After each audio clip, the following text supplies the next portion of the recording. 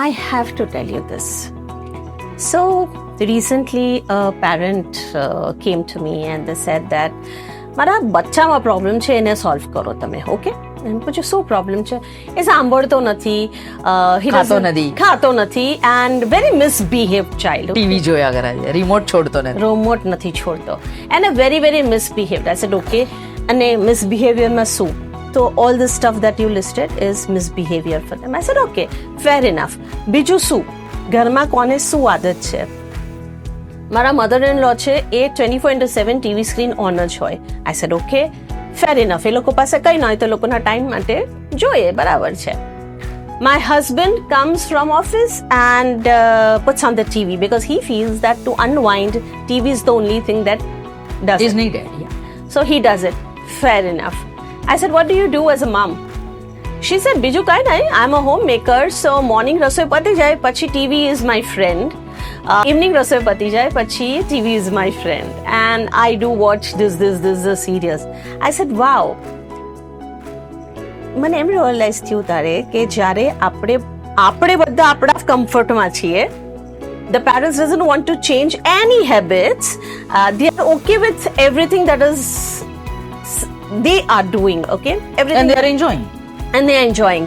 But if the child does, it's a misbehavior. ભાઈ આ ક્યાંની વાત? આ ક્યાંની વાત? તો પેલી કહેવત જેવી વાત કે કૃષ્ણ કરે તે લીલા ને બીજા કરે તો લફરા. એ મા બાપ કરે તો ચાલે. એન્ડ ધીસ રિમાઇન્ડ્સ મી કે મારા પેરેન્ટ્સ, મારા ને મારી સૌથી નાની બહેન વચ્ચે 9 વર્ષનો ઉંમરનો ફરક છે અને મારી સૌથી નાની બહેનનું 12મા ધોરણની બોર્ડની પરીક્ષા ના પતી ત્યાં સુધી મારા ઘરમાં ટીવી ચેનલ નહોતી. જરૂરી જ નથી. તો મમ્મી પપ્પા જે કરે તે બાળકે નહીં કરવાનું, આવી સલાહ બાળકમાં ઉતરે ખરી? એવું તમે મને ચાઇલ્ડ સાયકોલોજીસ્ટ તરીકે કહો ને. પાછું બોલો. મમ્મી પપ્પા જે કરે એ કરવાનું, પણ એ જ પ્રવૃત્તિ બાળક કરે તો ખોટું. તો બાળકે માને ખરું એવું કઈ ચાઇલ્ડ સાયકોલોજીમાં હોય? ઓકે, આ બહુ કન્ફ્યુઝિંગ છે, હું તમને સમજાવું. અગર as parents, if you are not doing something, that is something which your child is never going to learn. Correct. But એના ઉપરાંત અગર ચાઇલ્ડ કંઈક કરવા માંગે છે, does it mean that the child is wrong? No. The child is exploring. The child is experimenting. And that's how the child is going to be street smart. And the child is going to learn things which sometimes as parents we don't learn in our journey of parenting. So true. કારણ કે આપણે પણ ઘણી બધી વખતે આપણા mummy papa કે grand parent પાસેથી એમની સંઘર્ષ ગાથા સાંભળી હોય. Correct. એમાંથી ઘણું બધું શીખવાનું હોય. Because that's their wisdom and learning.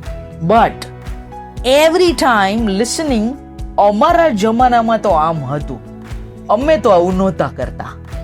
How does that work with child? It doesn't, because then the child doesn't listen.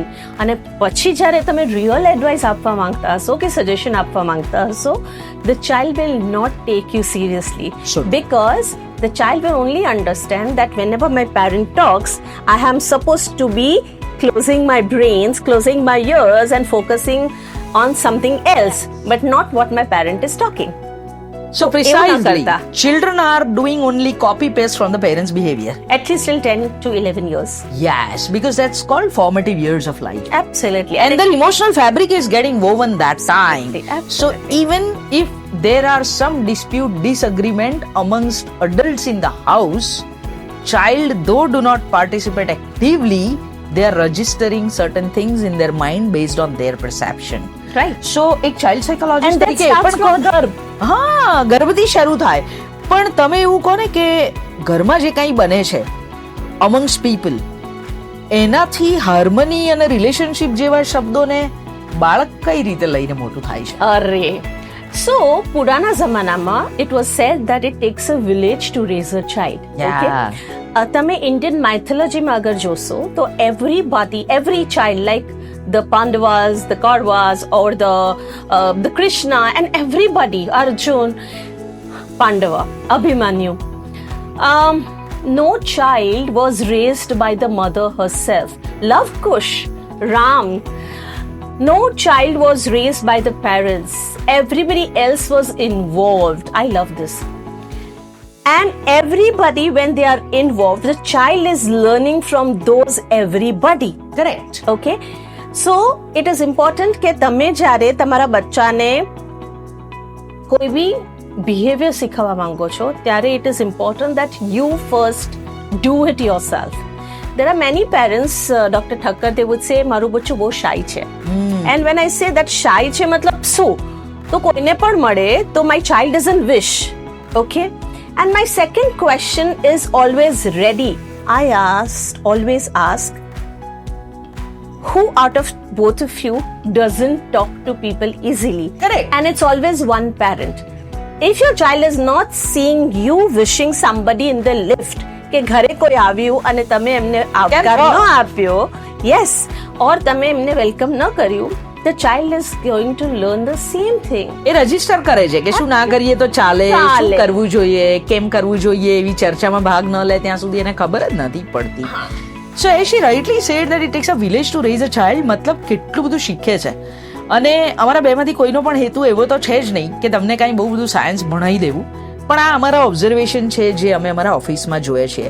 બહુ જ બધી વખતે આપણે એટલું બધું કન્ઝ્યુમ કરીએ છીએ સોશિયલ મીડિયાથી, ન્યૂઝપેપરથી, here and there, listening at that those spaces like kiddie parties and drop off station and pick up station of the bus spa and whatnot. Oh, spa party and pool party and whatnot. And that too for a 6-year-old.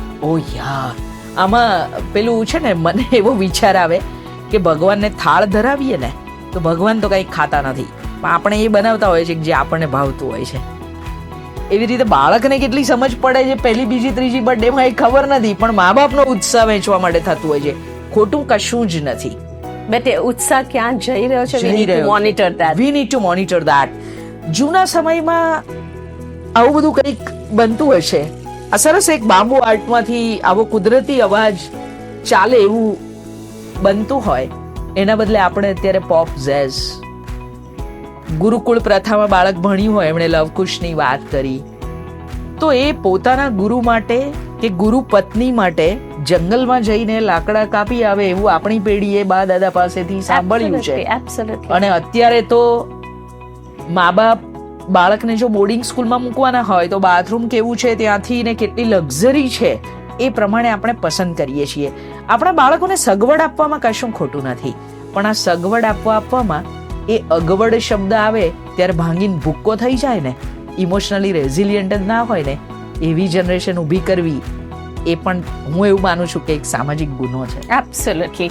અને emotional રેઝિલિયન્ટની સાથે every child has to be street smart. અને સ્ટ્રીટમાં ત્યારે જ થશે જ્યારે the child has faced certain problems. અથડાશે, અડફેટે લેવાશે, ધક્કે ચડશે, તો એને ખબર પડશે કે મારો રસ્તો કેવી રીતે શોધવાનો છે. Absolutely. If the damage is not more, let the child explore. That's okay. એમાં શું વાંધો છે?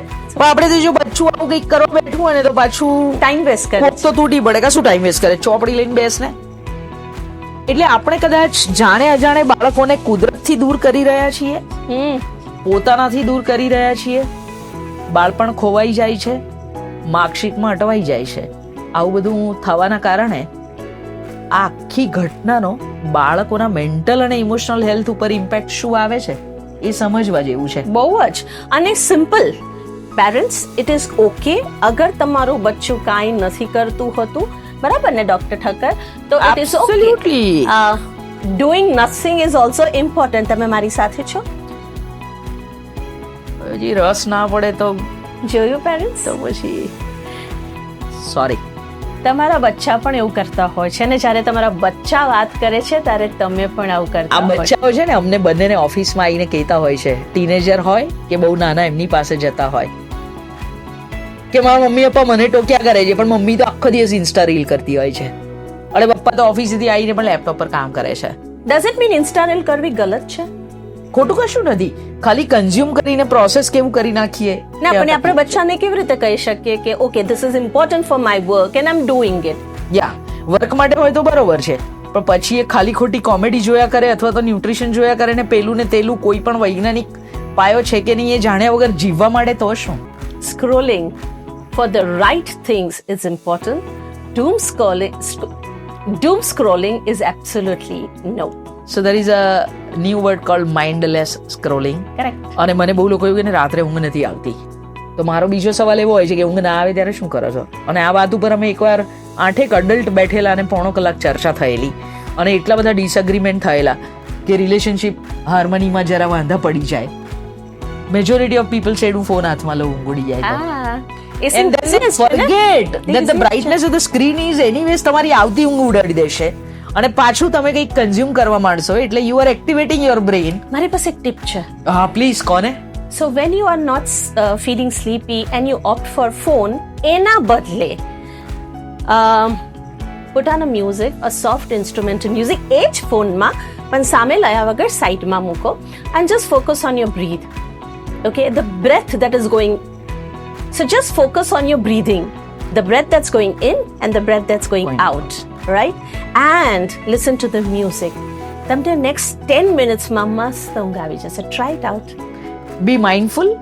We'll keep talking about mindful practices in daily life for children, for parents and for grandparents. Thank you for being with us and we'll keep coming to you with new subjects like this. અરે એક minute. બોલો શું રહી ગયું? રહી ગયું. તમે એમને કીધું તો નહીં ને કે જ્યારે પેરેન્ટ્સ when they complain કે મારું બચ્ચું સૂનતું નથી તો આપણે એમને તો સમજાવ્યું કે કેમ થાય છે, પણ આપણે એ તો વાત કરી જ ને કે લોકો શું કરી શકે બચ્ચાઓ સાથે. Oh yes, it's very simple. Just be the witness and see it from the panoramic view as if you are not parent and as third party try to understand why the child is doing this and do not hesitate to seek help when needed. Absolutely. Emotional mental health માટે મદદ માંગવી એ કોઈ ગુનો નથી. એના માટે કોઈ પણ social stigma આજુબાજુવાળા લોકોમાં હોય તો એને પેરેન્ટ્સ ખંખેરતા શીખી જશે તો જ બાળક પણ એની ફરિયાદ કરશે. And it is very alarming that every 5 minutes we are losing 1% out of society in India. આપણે વાત કરવાની છે અને આપણે એ વાત બીજા એપિસોડમાં કરવાની છે. એ પહેલા 2 tips for you adding to what Dr. Thakkar said. એક, બચ્ચાઓ સાથે ફેમિલી ટાઈમ કરવાનું શરૂ કરો. Not asking your child every day કેવો ગયો તારો દિવસ. No, doesn't work. Dedicated time, dedicated day, only the date changes. Family time rakho jahan pe you talk about your way of handling problems during the week, how resiliently you managed. Talk about it. And second important thing is that do one thing together. Cooking, Absolutely, any art, activity that you painting, can do. Gardening, movement, gardening, reading. exercising. Yes. બહુ જ બધા tips છે parents, please follow. Thank you for being with us.